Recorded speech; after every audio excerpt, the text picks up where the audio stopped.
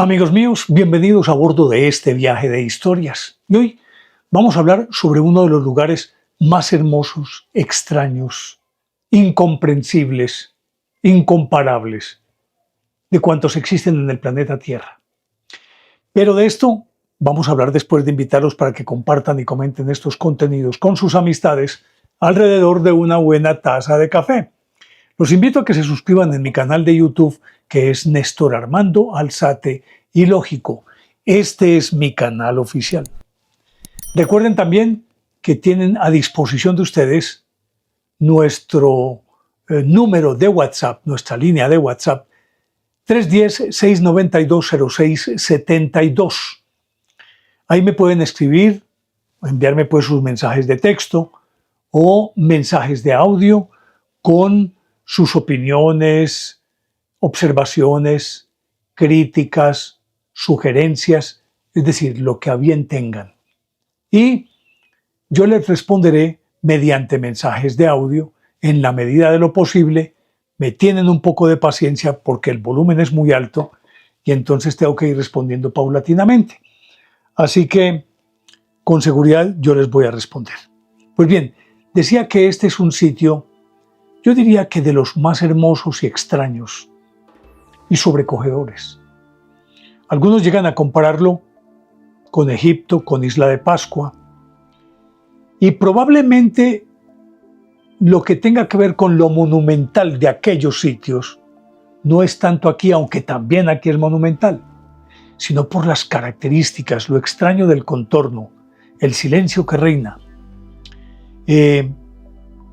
las características de terreno y clima, en fin, un montón de variables. Y quiero agradecer particularmente al doctor Iván Palma, cusqueño, odontólogo, radicado en Cataluña, a quien tuve la fortuna de conocer hace algunos días. Vino y me visitó aquí en Colombia. Estuvimos hablando alrededor de Sacsayhuamán, que es sobre lo que vamos a hablar hoy. Él me contaba que creció prácticamente en Sacsayhuamán, porque Sacsayhuamán está junto a Cusco, ahí cerquitica de Cusco. Caminando se puede llegar en 30 minutos, en 10 minutos en carro. Y es además como una especie de custodio de la ciudad. Y eso en principio hizo pensar que había sido concebido Sacsayhuamán como una especie de fortaleza perimetral para proteger la ciudad de Cusco. Pero no tiene nada que ver con esto. Entonces, para los españoles, en principio supusieron que era una fortaleza. Sin embargo, se ha demostrado que más allá de ser una fortaleza, era un centro de una importancia capital y que podría tener no solamente características de fortaleza, si en principio se podría llegar a pensar, aunque muy sui generis, muy atípica de lo que uno conoce como una fortaleza. Pero bueno, podría serlo. Pero más un santuario, un lugar de reunión, de culto, y también podría decirse como de la esencia de la civilización que construyó ese sitio. Aunque habitualmente se le adjudica a Pachacútec y a su hijo, si no estoy mal, Yupanqui, que fueron los constructores de este sitio. Se sabe que fue edificado sobre unas ruinas preincaicas. No obstante, se habla de Pachacútec e inclusive se mencionan a los arquitectos que eran Acahuara, Inca,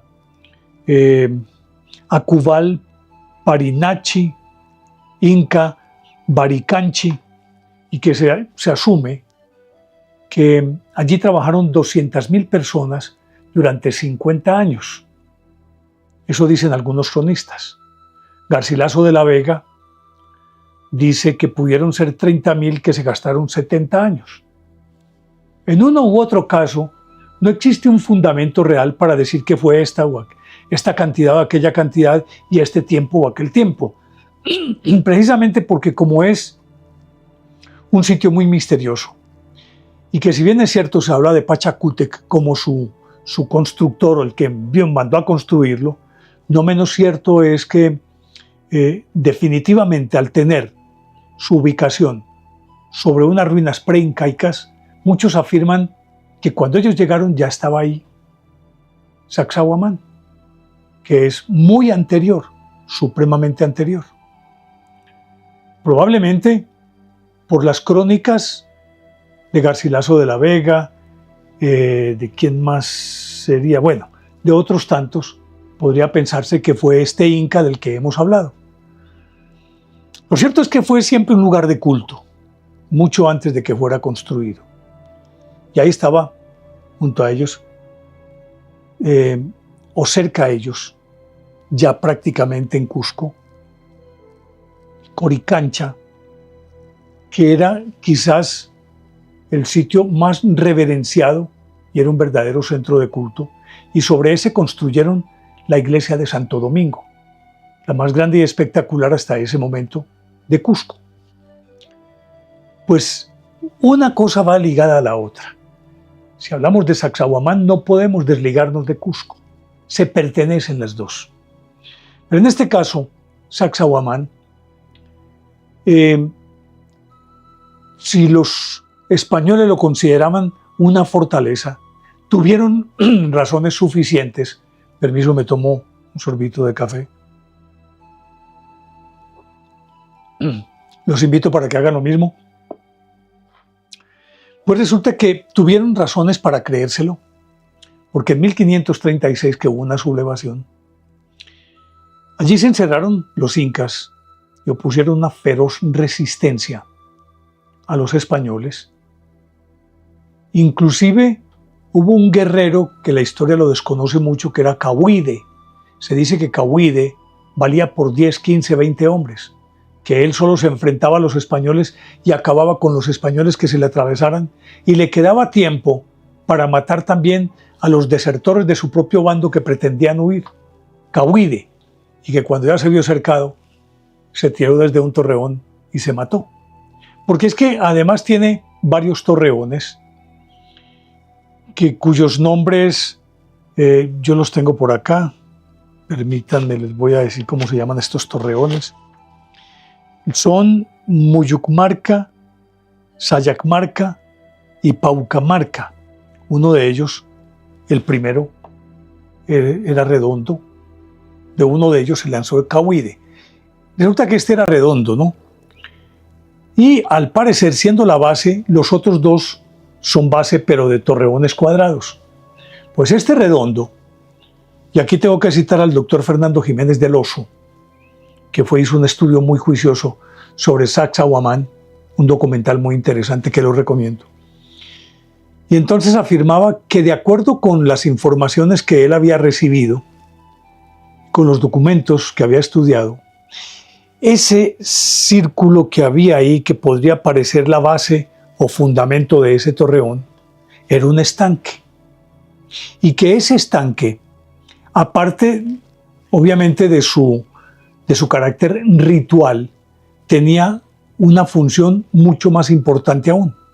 Según él, allí en ese estanque, o era pues un estanque, y que ese estanque era un observatorio astronómico. Según él, de acuerdo o remitiéndose a las fuentes que tenía para aseverar esto,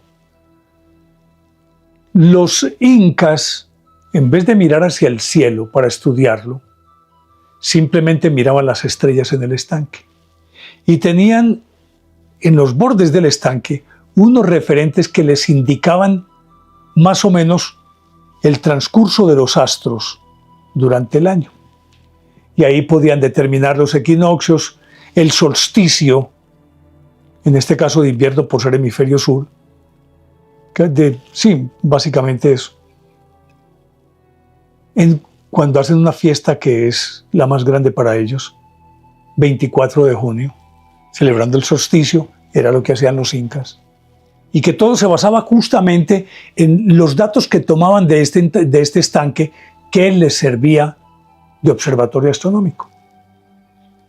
Y sustentan el hecho de que fuera un estanque porque tiene unos ductos de agua que entran y salen por distintas partes, que es una característica de Sacsayhuamán.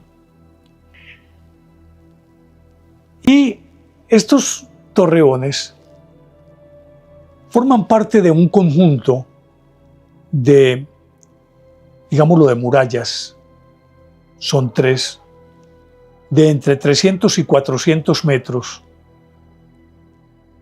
y que, aunque podría parecer que formarían parte de esa fortaleza, al mismo tiempo se desmiente que fuera esa su función por una razón, porque están construidas en zigzag. Es decir, casi como cuando uno ve el rayo que cae, ¿cierto? Entonces, en esa forma en zigzag, no sería muy eficiente como muro defensivo. No tendría sentido. Es lo que dicen algunos especialistas. He ahí donde empieza la parte hermosa y misteriosa de todo esto. Porque resulta que estos muros, que entre otras cosas es un crimen de lesa humanidad, que se haya desmantelado buena parte de ellos, simplemente para que con esas piedras construir algunas de las casas de los españoles en la época de la colonia, algunos edificios públicos del mismo Cusco, y quitaron todo eso. Y quedan las hiladas inferiores de los 3 tramos de murallas, que aunque todavía dicen mucho, menguan un poquito lo hermoso y lo colosal que eran todas estas estructuras. Pero decía que es aquí donde viene la parte que yo diría es la más sugerente, más que sugestiva, pues sugerente, que sugiere cosas. Y es que las piedras que constituyen estos muros o murallas son piedras de distinto tamaño. Hay piedras de hasta 360 toneladas, de 200 toneladas. Pero uno dice, las pirámides también las tienen. Y otros monumentos así colosales también los tienen. Pero la característica aquí es que no se sabe cómo pudieron esculpir esas piedras, por el hecho de que cada piedra que existe en todo ese emplazamiento es un ejemplar único, es una pieza única, es, digámoslo, un puzzle o un rompecabezas, porque cada piedra que es irrepetible, que no tiene una igual en el resto del conjunto, por razones obvias, va en un lugar específico. No puede ser colocada esa piedra en algún otro lugar. Imagínense ustedes, si esto es lo que estoy contando aquí en este momento, ¿cómo sería si pudiéramos ver los muros antes de haber sido saqueado ese monumento y de haber sido desmanteladas las piedras? Imagínense cómo sería esto. Eran hasta 6 metros de altura. Y entonces cada piedra está ubicada de tal forma que uno puede encontrar piedras triangulares, piedras cónicas, rectángulos, casi que cilíndricas. Uno dice, ¿qué es esto? ¿Qué es esto? ¿Qué es esto? Porque cada piedra, como digo, es una pieza única de un puzzle que me imagino que para armarlo bien podría llegar a entenderse lo que decíamos ahora refiriéndonos a Garcilaso de la Vega, que pudieron ser 200.000 personas y se tardaron 70 años. Y se imagina uno que estos arquitectos, si fueran ellos realmente, en este caso Acahuara, Inca, Acubal, Parinachi, el Inca Baricanchi, dirigidos por Pachacútec y su hijo Yupanqui, tendrían que ser unos genios para saber en qué parte iba cada una de estas piedras. Piedras que por demás se colocan de tal forma que el rompecabezas que se arma, las junturas de cada piedra entre ellas, entre las junturas, no cabe una hoja de papel. No se puede meter nada en estas junturas. Aquí donde se juntan, no se puede meter absolutamente nada. No cabe. Ahora, la otra pregunta que se tiene que hacer uno aquí en este caso es, ¿qué herramientas utilizaron? ¿Cómo pudieron traer desde las canteras en las que se puede evidenciar cómo cortan la piedra? Algunas de ellas para después darles forma, casi que como escultura. Si se supone que escasamente, de acuerdo con un dato que tengo por acá, solo usaban martillos de piedra, hachas de cobre, herramientas de bronce, pulidoras de champi, o sea, una aleación de cobre y oro. ¿Cómo iban a hacer eso con esas herramientas tan rudimentarias?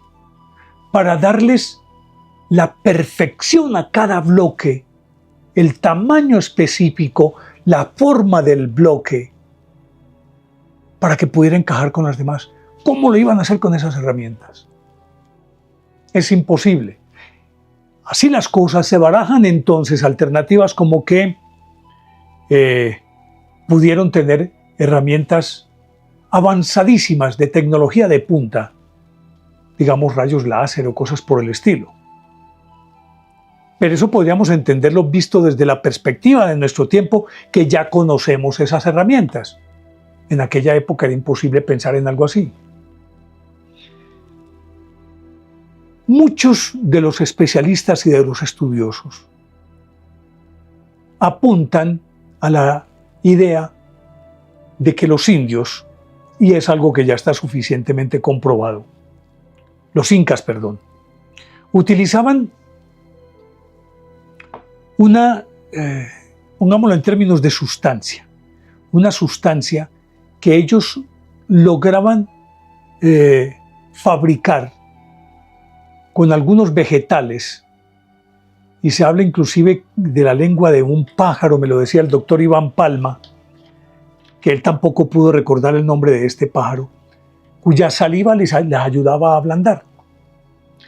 Yo ahí soy un poco escéptico por el hecho de que si encuentras una estructura de esta magnificencia y de este tamaño, tendrías que pensar en cuántos millones de pájaros cuya saliva se pudiera utilizar para ablandar las piedras.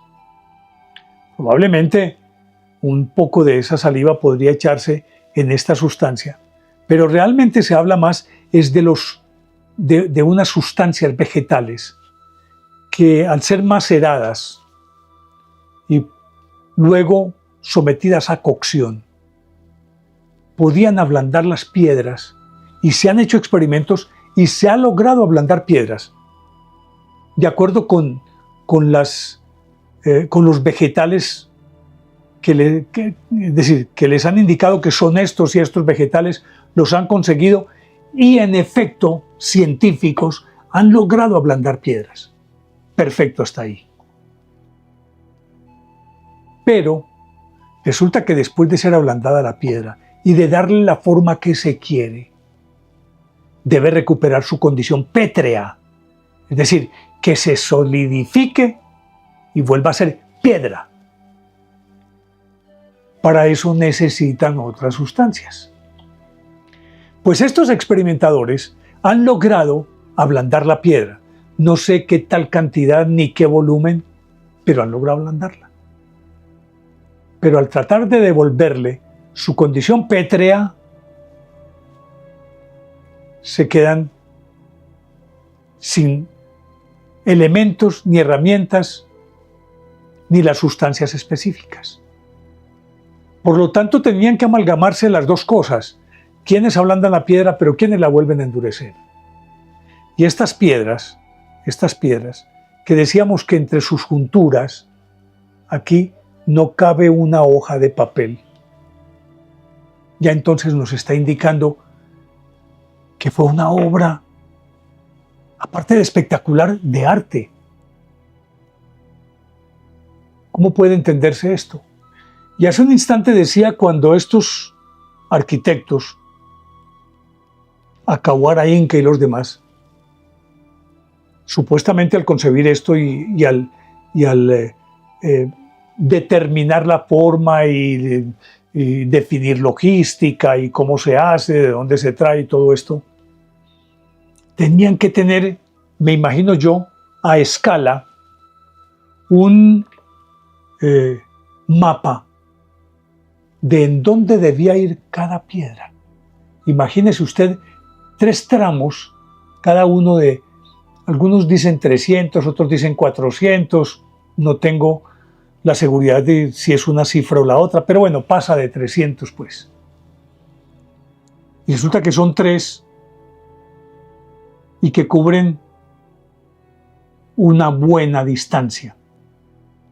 Imagínense ustedes al ver eso, muros que se elevan hasta 6 metros de altura y saber qué tal pieza va en el tramo tal, en el muro tal, en la hilada, o sea, la hilera tal. Eso tendría que ser de genios, pues no podría ser de otra manera.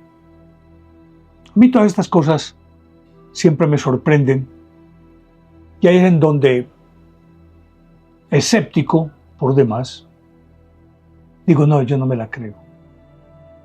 Esto no lo pudieron haber construido con las herramientas que tenían en la época de la que estamos hablando.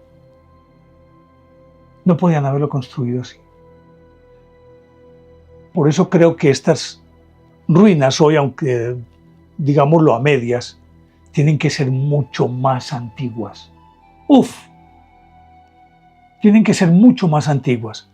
Porque además de todo esto, de esos muros, lo que hay dentro es tan sorprendente como lo que hay afuera. Hay unos roquedales, unos conjuntos, o como unas piedras gigantes, surcadas por grutas. Y hay una que es muy famosa, que se llama Chincala Grande, que posee, porque en todo el terreno además hay escaleras por todas partes. Hay un trono en el que supuestamente se sentaba el Inca, seguramente para presidir aquellas fiestas del solsticio del 24 de junio. Y entonces hay escaleras de diverso tipo. Algunas son normales, otras son escaleras que más que escaleras, diríamos que son como peldaños altos. Y de acuerdo con lo que dice el doctor Jiménez del Oso, quien diera un paso de esos para subir de una escala a la otra, tendría que ser un gigante. Pero aparte de ello, no sabemos si por simbolismo, porque no podríamos hablar de efectos prácticos. No sabemos por qué. También todo ese terreno está surcado de escaleras al revés. Es decir, cuando va subiendo por una escalera, aquí está lo que llaman la huella sobre lo que uno pone el pie, y aquí la otra escalera. Pues resulta que este está al revés.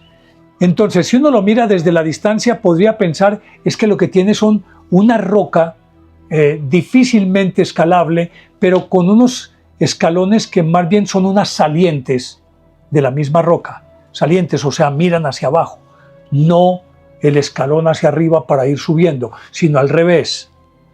Al revés, uno dice, ¿qué sentido tenía esto? Si a eso le agregamos el que tiene un sistema de túneles que surcan todo el conjunto y que se dice conectan a Sacsayhuamán con Cusco, que está a unos cuantos kilómetros, lo conecta por túneles y que no se conocen las entradas a excepción de ese Chincala Grande, que al parecer se conoce la entrada del túnel y de ahí se puede meter la gente e irse a través de ese túnel para llegar a Cusco. Inclusive también se habla de que ahí podrían darse estos túneles, conectarse con Tiahuanaco, que está en Bolivia. Es decir, un sistema demasiado intrincado y que tiene o cubre enormes distancias. Pues resulta que cuando llegaron los españoles y construyeron sobre el Coricancha ese lugar sagrado, la iglesia de Santo Domingo.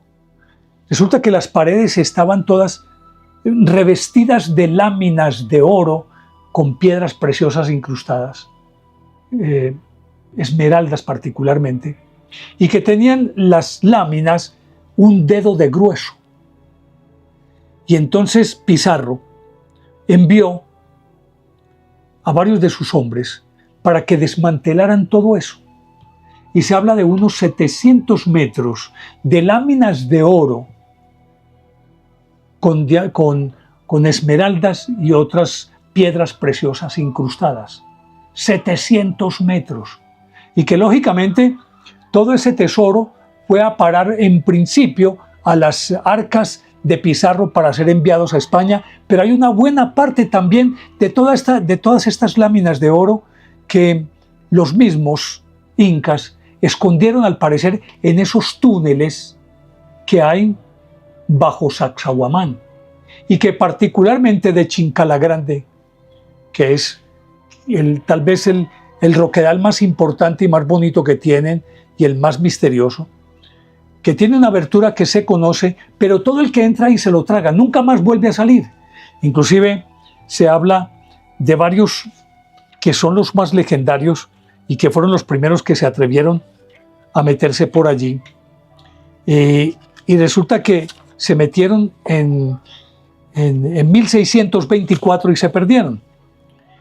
Juan de Hinojosa, Francisco Rueda, desaparecieron en 1624. Nunca más se volvió a saber de ellos, y muchas otras expediciones que se metieron allí se perdieron, completamente se perdieron, nunca volvieron a aparecer. Solamente hay un testimonio de que en el siglo XVIII, un muchacho, fueron dos estudiantes, uno llamado José Sebastián, se metieron porque ellos querían saber de qué se trataba. Se supone que en el fondo de esa gruta, en ese túnel, hay guardadas buena parte de estas láminas de oro y otras figuras de oro macizo y muchos otros piedras preciosas y demás están ahí guardadas y nadie las ha podido encontrar. Pues resulta que este José Sebastián se metió con su amigo y desapareció. Pasaron unos días y no se supo de ellos, entonces se dieron por desaparecidos.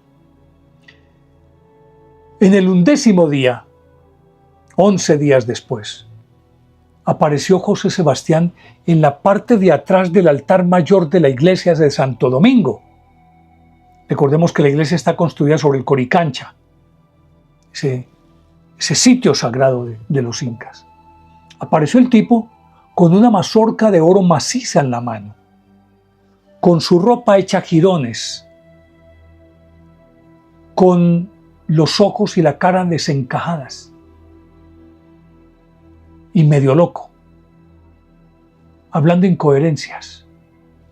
Contó que se había entrado por allá por Chincala Grande y apareció aquí detrás del altar, lo que prueba no solamente que el tesoro está ahí, sino que ese circuito de túneles en efecto existen y pueden comunicar a Cusco con Sacsayhuamán.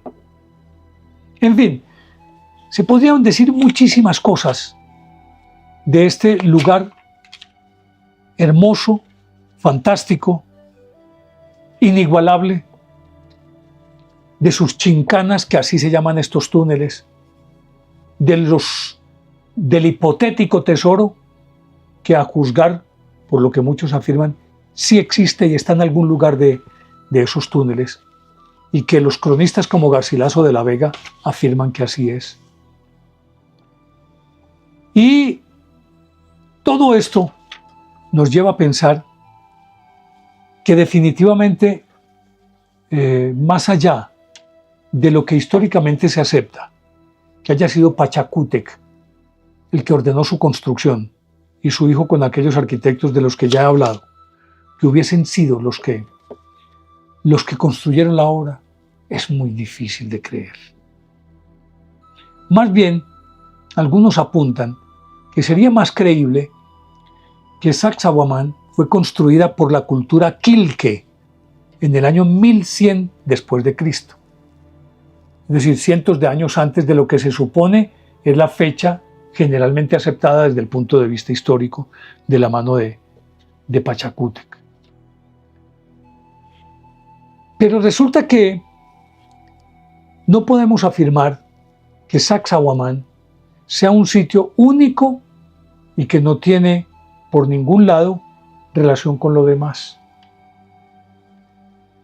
Pero lo que sí se tiene la certeza es que en las cercanías está Kenko, que es también otro enclave incaico de características muy espectaculares de las que podremos hablar posteriormente. Y en las cercanías hay más. Es decir, tendríamos que hablar de que Sacsayhuamán forma parte de un gran complejo exquisito, extraordinario, si no de la cultura inca, sí de un pueblo anterior, pero que no son piezas independientes, sino que es un complejo que algunos afirman que llega hasta Tiahuanaco, porque por donde quiera que pasa uno por esas tierras, por todo Perú, encuentra aquí, allí, mojones aquí, mojones allá, lugares extraordinarios aquí, allá, Chavín de Huántar. Bueno, encuentra uno cualquier cantidad, digámoslo, de ruinas que necesariamente tienen o están concatenadas o tienen relación con las demás. Pero, aún así, Sacsayhuamán sigue siendo muy especial, porque la forma de las piedras, lo bien delimitadas, cortadas, pulidas, sus características de piezas únicas, sus ubicaciones dentro de todos estos muros, hacen que definitivamente no solo sea un emplazamiento único, que no tiene parangón en el planeta Tierra y que con seguridad es irrepetible. No hay forma de compararlo absolutamente con nada. Y algunos afirman inclusive que tiene más valor este Sacsayhuamán que el mismo Machu Picchu, por estas características que estoy diciendo. Pero lógicamente que todo esto es muy subjetivo, porque Machu Picchu es otro cuento y tiene sus propias características únicas por demás, como Tiahuanaco tiene las suyas. Por eso digo, ¿cuántas culturas pudieron converger para ir construyendo en el tiempo todo esto? ¿O era una cultura madre? Y alrededor de esa cultura madre distintos pueblos se fueron desarrollando, formando parte del mismo conjunto, pero desde una perspectiva cultural distinta. No sé, les voy a dejar esta historia aquí, porque por más que hablemos de ella, definitivamente no vamos a encontrar ninguna respuesta. ¿De qué se trata? ¿Por qué? ¿Quién lo hizo? Siguen siendo preguntas que no tienen respuestas. Y de nuevo le agradezco al doctor Iván Palma, el odontólogo cusqueño que vive en Cataluña, que me ilustró muchísimo, que además es una persona maravillosa. Para usted un saludo, doctor. Y a ustedes les dejo la inquietud de si les parece lógica o ilógica esta historia. Ustedes son quienes deciden y los espero en el próximo viaje de historias que con seguridad va a ser fascinante. Chao.